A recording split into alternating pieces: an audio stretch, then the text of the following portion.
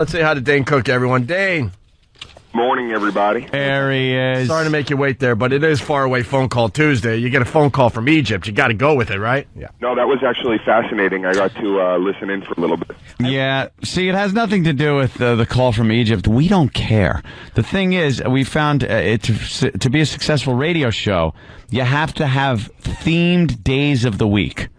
And we can't really think of any really good ones, so we just kind of come up with, like, Faraway Phone Call Tuesday. And then people from far away call us. I love it. I love the idea. Do you ever do just random, ever just dial random international numbers? We should do that, and kind of, that would be a faraway phone call. Yeah, we could do that. We could do that, and they're not going to sue us because they're far away. Right. Might be reminiscent of the Jerky Boys 4 album. Where they right. Jerky Boys 4 was their Sgt. Pepper's. Where they call the Syrian embassy. I was very hurt when they decapitated me. Boy, I was a huge Boys fan, but man, when they got to the 4th, 5th, 6th, 7th, 8th album, I'm like, oof. Yeah. Something has been lost in translation here. By the 8th album, they were calling their own answering machine going, Pablo, come to Floody. Right. They're calling each other. They're so good. Dude, it's me. What are you calling me for? Where are you? Good, man. I'm back in Boston, back in my old stomping ground. Oh, you guys are shooting up there? Yeah, here through October. Oh, okay. Hey, Dane, we can't keep track of you Movie anymore. machine. Jesus. You're a movie machine, yeah. But I mean, you got Good Luck Chuck that's out, and it did very well at the box office, number 2. Yeah. And then I'm reading about you. And it's like this movie's coming out in 3 months, another movie next spring, and he's filming this one, and then he's going to film this. How many movies? Yes. But yeah. Like how many? All right, how about this? Good Luck Chuck is out now. How many more movies have you filmed that are coming out still? One more. End of October, Steve Carell and myself in Dan in Real Life. And that's it. And then the one you're filming in Boston right now, right? And he did a cartoon. I did the voice in Horton Hears a Who. And he's doing Bachelor number 2 right now up in Boston, which I don't know if you got a tape from New York, but I did what could be classified as the worst audition for a movie part ever. No. It literally...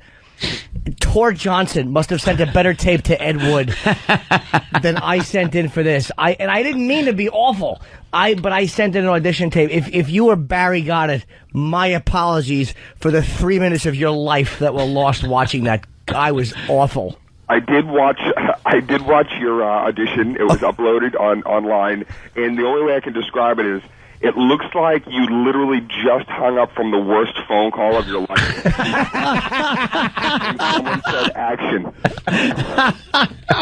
The way it worked, the way I did the audition for Dane's film is I went into this, and it was cool because Barry used to manage me, who manages Dane, and I know these guys for years. And he goes, Dane would like to see you for this part. So I'm like, okay, great. So, but there was no one reading for it here, so I had to go into a casting director, and they put you on tape. So I had the script. And it took a lot longer than expected because my stupid manager was waiting for me to suggest the casting director. I'm like, I don't know these people. So I went in, and they're like auditioning little Indian kids for something. And then they call me in and then like just kind of film me. And you know how casting directors read. They're terrible. They're all actors that never made it. And so they're horrendous, like, oh, well, what are you doing? Yeah. And the only thing worse than her read was my read back.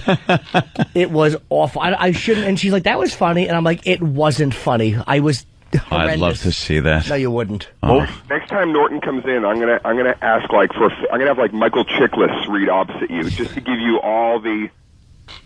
That would be nice to have like a real actor. I'd just be more humiliated because like I'm not a good auditioner or / actor, but the shame of being with a real actor probably would kill it. So Dane, Jimmy didn't get the part?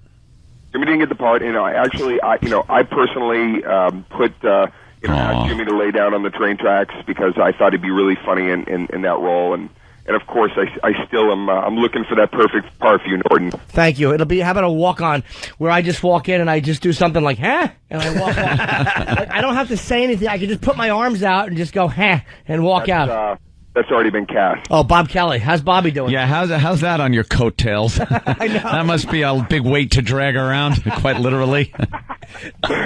Bobby is in the movie. He filmed his scenes. He plays a guy who owns the strip club we filmed in Centerfolds here.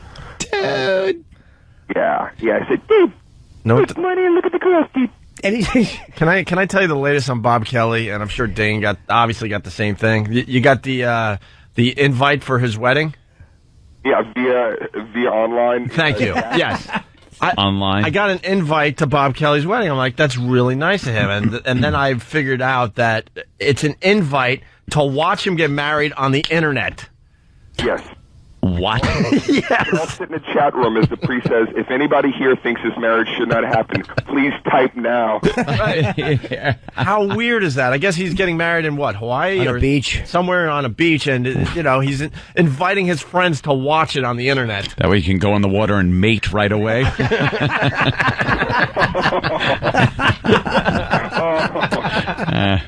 Bob's afraid that as he's on the beach giving the ceremony, someone's going to come over and splash water on him, ask him if he's okay. Trying to unclog his blowhole.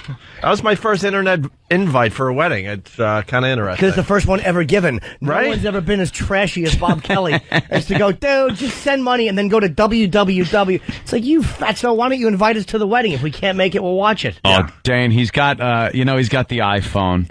And I have the iPhone too, so he's showing me some pictures of something, and it wasn't even to show me pictures. It really wasn't, because I don't even know what the pictures were of. I didn't care. He didn't care. He then, while I'm looking at the screen, hits recent calls, and that was his purpose, just to see Dane's name right at the top. Like he must have just talked to him, and he did that, and that was the sole reason for calling me over to look at the picture, so he could then hit contacts as like he just didn't mean to do it, but did it, and then it's in red. So I go, you son of a bitch! I go, you did that just so I'd see Dane Cook's name on your just called you list, and he started cracking up laughing. I don't know how you deal with him. I don't know. I mean, that's just short of going to the mall and buying one of those T-shirts at that little cart in the middle. Yeah. I guess what we're trying to say, you got to cut him loose. You got to, Dane. Let him go. Let him go. You've done what you could. You've done what you could, right? You've done enough. You put him on TV. Above and beyond, Dane. He just takes any heat and he throws ice on it. I can't do. We made a life oath over a bucket of potatoes in the basement of Remington's. Wow. He's got. All right, that is serious. He's got something on you. What is it? Pictures? What has he got on you? He does actually. No BS. Bobby has some. Bobby has probably the worst. I did a photo shoot one time at Revere Beach. Uh-oh. And I will openly admit these are the most. These are like Norton's audition. These are just the most. These are the worst things imaginable. You're not in fishnets and women's panties, are you? And boxing gloves? I've got the Joey Lawrence, feathered. Oh, nice. Hair. Yeah. I'm wearing like a blazer over a wife beater. Oh no, that's cool. Washed jeans with my like knockoff Back to the Future 2 futuristic Nikes, the ones that came up to your calves. Oh. And I'm posing in the water. I'm trying to pose, and it is brutal. Are you trying to look sexy? Like? Are you trying to look sexy or? Yeah, I'm trying. I think at the time, it's bad. It's the worst. And I'm doing that thing where I'm like, you've got my back, and I'm looking over my shoulder, like, oh, I didn't know you guys were here. Yeah, that sounds awful. I didn't know anything about touch-ups, so I've got like back acne, and I'm just there's nothing good happening in those pictures. Why? You should throw those pictures up on the MySpace. Absolutely, dude. That should be your MySpace fans would picture. love They would to go see nuts that for stuff. That would be funny. I might have to beat Bobby to the punch on that one. We were talking about band photos once.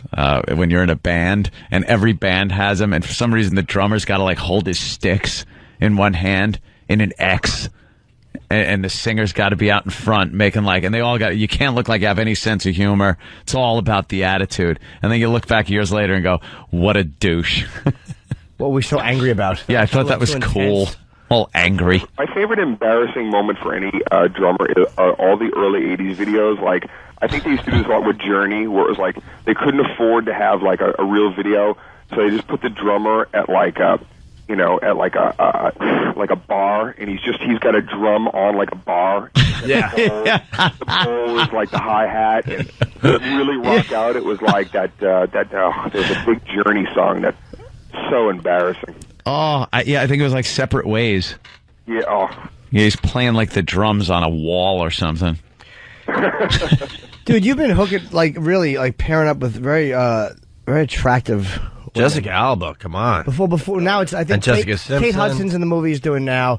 Before that, it was Alba, yeah, and then Simpson. Like, and so I have to ask you, because everybody's saying that, like, you were hanging out with Jessica Simpson. Come on, were you actually, like, were you banging her? Were you hooking up with her? I have to ask, my friend. Please. I mean, we were hanging out. We were definitely hanging out. But, no, nothing lewd or lascivious was happening at that time. I don't know if I believe that. Canoodling? Just a good makeout in the session? vernacular of the page 6, canoodling. I shouldn't have asked that aggressively. Let me. No, please ask. Did she ever? Ask me in a roundabout way. Did she ever? Let me ask you. Did she ever jump out of the car and go? And you went, I'm sorry, I told you. I don't want to be too. I'm not going to Wilder Valderrama anybody. I can't believe I just said that. Oh yeah.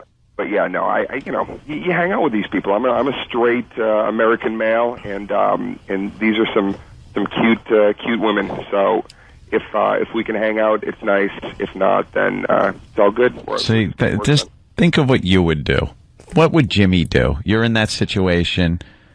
You'd probably at least give it a good whirl, give it a good try. No, I wouldn't. My self-esteem wouldn't allow me to. Wouldn't allow it? Nah, my self-esteem would step in and just go, she couldn't want to bang you. So I wouldn't even give it a shot. I hope at least she gave it a shot or threw out the vibes. And if they didn't come back, they didn't come back. It's kind of hard to compete against John Mayer at the time, who's got the large... I never realized how big John Mayer's head is. He has a Stonehenge head. His head is huge. I got a picture of John Mayer with my girlfriend. I'm like, when did you go to Ireland and see this thing? Oh, my God. That's John. Which means he's probably packing. It's really true, though, that old saying, it's like the most beautiful women, you think that they're the ones who've got, like, all the attention. They are the loveliest people. Do you think it's because people are afraid to talk to them? That says a lot right there. There was some action with Jessica. Do you think it's because people, like, she's so hot and she's Jessica Simpson that people are afraid to talk to her, so she's almost open to be spoken to? That's the whole thing, man. The opening song for any guy, they have no, I've seen it happen. I've watched guys talk to some of these. They have no idea what to ask. That's kind of true. Yeah, what the hell do you even say? And that's the great thing about being a comic, though. It's like, we've always, we can talk about we can segue into anything about anything, and most of these chicks just want somebody to, like, talk to them normally instead of, like, trying to throw some kind of, like, resume angle or I'm cool. Right. Yeah. And they love it if you just go up and go, I just ate a hoagie for lunch, and they're like, oh my, really? But how about if you followed up with a burp and go, I'm sorry, man. How about if you followed up with a burp and go, here, smell.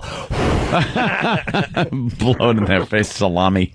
And the movie, we got a break, man. You're right now. The movie that's out is Good Luck, Chuck, and it's with you and with Jessica Alba. And you guys made some decent cash over the weekend. Man, that's gotta make you feel pretty psyched. Yeah, man, I'm definitely #1 comedy in the country. Feels fantastic, and of course, when we knew when we made it a year ago, we were like, we're gonna go for the furthest raunch and furthest kind of cringe factor, but we still wanted to have a sweet center. So we definitely expected to get the crap beat out of us by some of the reviews, which is normal for broad comedy anyway. But the people went out, and